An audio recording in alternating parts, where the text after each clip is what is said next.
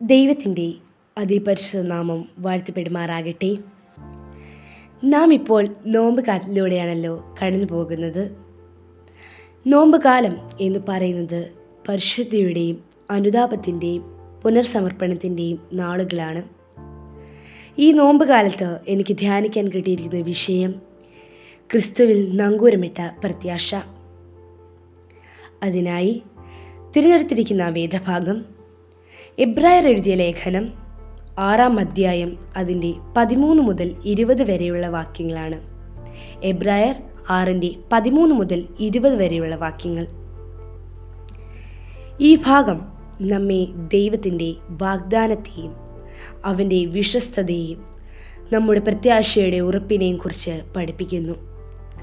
ദൈവം അബ്രഹാമിനോട് വാഗ്ദാനം ചെയ്തപ്പോൾ തനിക്ക് മീതെ ആരും ഇല്ലാത്തതിനാൽ താൻ തന്നെക്കുറിച്ച് സത്യം ചെയ്തു. അവൻ പറഞ്ഞു, ഞാൻ നിന്നെ അനുഗ്രഹിക്കുകയും വർദ്ധിപ്പിക്കുകയും ചെയ്യും. അബ്രഹാം ക്ഷമയോടെ കാത്തിരുന്നു. ഒടുവിൽ വാഗ്ദാനം നിവൃത്തിയായി. ഇത് നമ്മെ പഠിപ്പിക്കുന്നത് എന്താണ്? ദൈവത്തിൻ്റെ വാഗ്ദാനങ്ങൾ ഒരിക്കലും പരാജയപ്പെടുകയില്ല.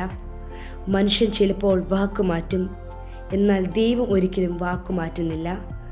അവൻ്റെ വാക്ക് സ്ഥിരവും വിശ്വസ്തവുമുള്ളതാണ്. ഈ വചനത്തിൽ പറയുന്നത് പോലെ ദൈവം തൻ്റെ വാഗ്ദാനവും സത്യവും കൊണ്ട് നമ്മെ ഉറപ്പ് നൽകിയിരിക്കുന്നു. അതിനാൽ നമുക്ക് ശക്തമായ ആശ്വാസമുണ്ട്. നമ്മുടെ മുൻപിൽ വെച്ചിരിക്കുന്ന പ്രത്യാശ ഉറച്ചതും സ്ഥിരവുമാണ്. വചനത്തിൽ പ്രത്യാശയെ ഒരു നങ്കൂരമായി ഉപമിക്കുന്നു.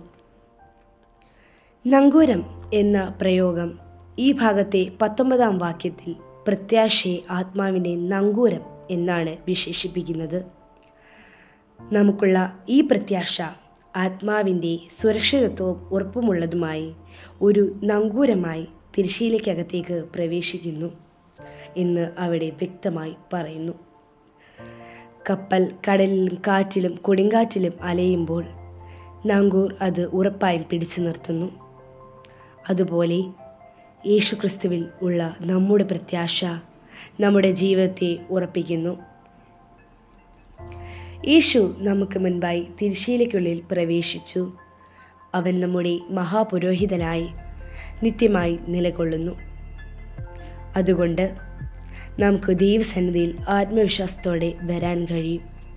പ്രിയരെ, ജീവിതത്തിൽ പല പരീക്ഷണങ്ങളും കഷ്ടതകളും ഉണ്ടാകും.